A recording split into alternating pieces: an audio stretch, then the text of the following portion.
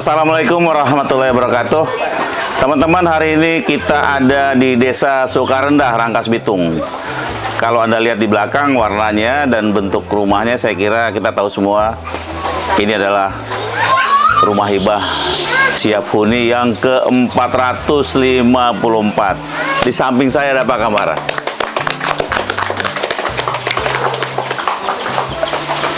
Benteng Mikro Indonesia, Pak Kamarudin dengan komandan yang konsisten sejak 2004 atau 2003, Pak? 2003. Sejak 2003. Dan rumah siap huni ini mulai kita gelindingkan sejak 2014.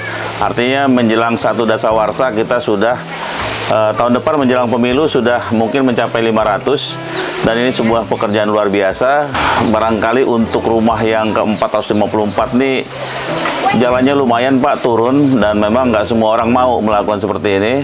Dan Anda 10 tahun masih mau, mestinya 3 tahun deh bosen, Pak, kasih anak buah gitu. Tapi udah 10 tahun masih turun aja ke lapangan kayak begini. Coba cerita dikit, Pak, yang ke-454 ini. Siapa aja yang kasih support untuk rumah ini? Dan untuk siapa rumah ini? Ya, ini alhamdulillah ya, kita masih konsisten di rumah ke-454. Ini spesial karena memang dananya dikumpulkan dari teman-teman koperasi. Saya ucapkan terima kasih khusus kepada Bapak Andi Junet selaku Ketua Kospin Jasa yang langsung memberikan 60 juta untuk ini ya? Untuk rumah ini, karena bakti beliau katanya, karena istri beliau berasal dari Rangkas. Dan juga dari teman-teman dari senior saya, Pak Haji Abdul Aziz Dalimunde, juga menyumbang, jumlahnya juga lumayan, 6 jutaan, karena beliau juga selalu memantau kegiatan kita. Dan ini memang kita tahu dari medsos. Nah, terkait, saya bilang ini spesial karena memang ini yang pertama kita buka ke umum untuk meminta infak dari masyarakat, tidak hanya anggota atau yang di lingkungan BMI, tapi alhamdulillah memang responnya luar biasa dan banyak juga yang kemudian memberikan infaknya melalui transfer dan juga ada yang material.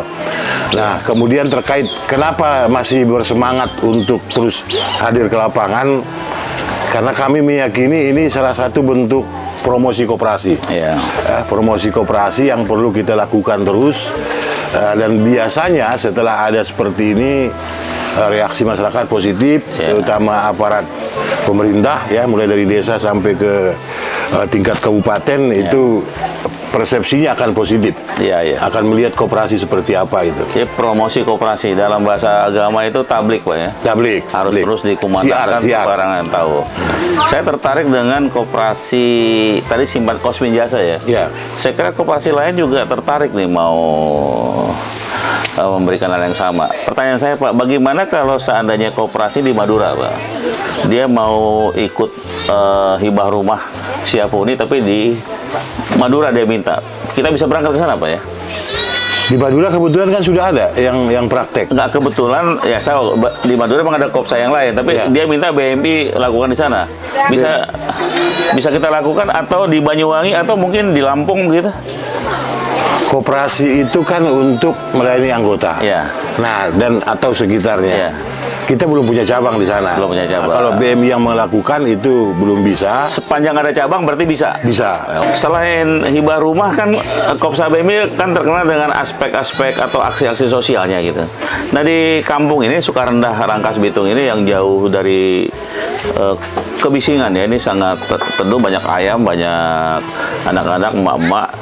Apalagi, Pak, yang akan dibantu ke daerah ini? Mungkin ada semacam paket C buat anggota ya?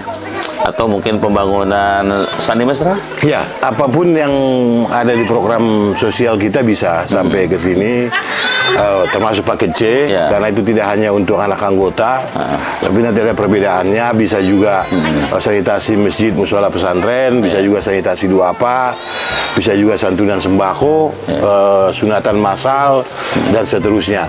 Begitu juga dengan kegiatan-kegiatan sosial yang lain geser dahan, gerakan 1000 sajadah dan Al-Quran juga bisa kita bisa kita berikan kepada masyarakat di sini. Tapi poinnya adalah bagaimana sesuai dengan rencana kerja kita nih 2024, kita akan membangun desa berkoperasi. Nah, desa berkoperasi ini kami ingin menunjukkan bahwa untuk mewujudkan kesejahteraan bersama itu harus dengan koperasi. Ya, ini yang kemudian kita akan menanamkan ideologi-ideologi berkoperasi ini seperti apa. Dan karena kami meyakini rumah ini sebenarnya, rumah gratis ini atau kegiatan sosial lainnya sebenarnya pengamalan dari Pancasila. Ini bentuk musyawarah yang kita lakukan di rapat anggota. Rapat anggota memutuskan setiap tahun harus ada kegiatan sosial ini. Artinya Anda ingin menekankan bahwa BMI itu adalah sebuah koperasi yang bermanfaat untuk anggotanya, tetapi juga masyarakat menikmati hasilnya ya. Karena ada multiplier effect dan kayaknya amat naif kalau koperasi hanya untuk anggota kali ya. Masyarakat mesti dilibatkan gitu. Iya kan tujuan berkoperasi untuk kesejahteraan anggota pada khususnya masyarakat pada umumnya. Maka masyarakat juga harus kita ajak untuk jadi anggota koperasi gitu. Yang belum seperti ini nanti kita edukasi ya supaya Pak Jahroni juga jadi anggota gitu. Pak Kambara, kalau minggu lalu ya, Anda kan baru menggelar sebuah rapat program kerja ya. Ada roadmap ke depan seperti apa? Kira-kira di tahun emasnya tahun 2045 atau 2030 ada progres-progres apa yang direncanakan dalam rapat kerja kemarin? Kita kemarin hanya fokus di 2024. 2024 ini starting kita untuk bicara soal bagaimana berkooperasi dengan ideologi. Ya, berkooperasi itu harus ada dengan ideologi, kemudian ada tata kelolanya, GCG-nya dan juga SOP-nya. Nah, cilakanya tata kelola yang baik, SOP yang baik tanpa ideologi juga barbar. Apapun kehidupan kita tanpa agama itu akan barbar. Maka ideologi berkooperasi ini juga harus kita tanamkan. Paling tidak kami merumuskan ada 7 ideologi yang akan kita jalankan sejak 2024 ini. Yang pertama solidaritas, yang kedua peduli sesama, yang ketiga pemberdayaan, yang keempat gotong royong, yang kelima kesejahteraan bersama, yang keenam kemandirian, yang ketujuh kekeluargaan. Itu apal betul ya? Nah, yang ngarang soalnya. Yang merumuskan. Kebetulan kita yang merumuskan dan ini yang akan kita praktekkan sehingga nanti masyarakat siapapun yang mau sejahtera bersama harus berkooperasi gitu. Karena kooperasi itu benefit oriented, bukan profit oriented. Dan kita tidak bisa bantu orang miskin kalau kita juga miskin. Pak Kambara, saya sering berpikir pendidikan kooperasi itu kan untuk anggota. Pernah terlintas nggak kira-kira BMI itu juga melakukan pendidikan kooperasi kepada masyarakat? Sudah kita lakukan. Sudah dilakukan ya? Ada di lingkungan perguruan tinggi kita melakukan seminar itu sejak 2016. Kemudian kita juga ada program namanya BMI Goes to School. Nah, itu juga pendidikan kooperasi. Nah, dalam proses masyarakat sebelum menjadi anggota BMI juga ada 3 hari pendidikan perkooperasian yang kami sebut latihan wajib kumpulan. Jadi memang sebelum bergabung ke BMI itu semua wajib mendapatkan pendidikan kooperasi. Oke Pak, yang terakhir, tahun depan usia makin tinggi, kemudian sekarang bisa tahu berapa posisi kantor cabang, aset dan target aset ke depan? 2024 ini kita tidak tambah cabang, untuk Komsah tetap masih 100 cabang.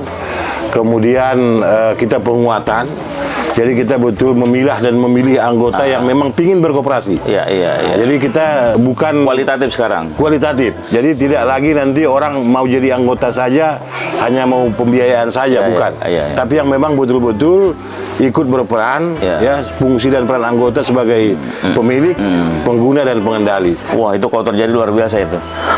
Jadi nggak perlu banyak tapi firm gitu ya. Firm. Dan memang artinya kalau itu yang terjadi, semua akan merasakan. Kalau kooperasinya sakit, dia sakit.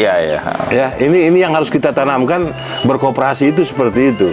Jadi jangan sampai ada orang berkooperasi mau nabung doang, duitnya taruh miliaran, kemudian habis tahun dia minta bunga karena dia tidak mengerti ada riba, kemudian berharap bunga, atau dia ngerti ada riba, dia taruh di koperasi syariah.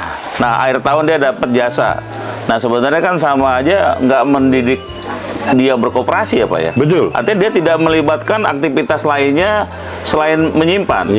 Meminjam juga, kemudian ada urun rembuk juga buat koperasi. Untuk kegiatan sosialnya, ada sedekahnya. Kan harus begitu berkoperasi. Sekarang semua orang bilang koperasi Benteng Mikro itu merupakan semacam role model untuk peradaban baru berkoperasi.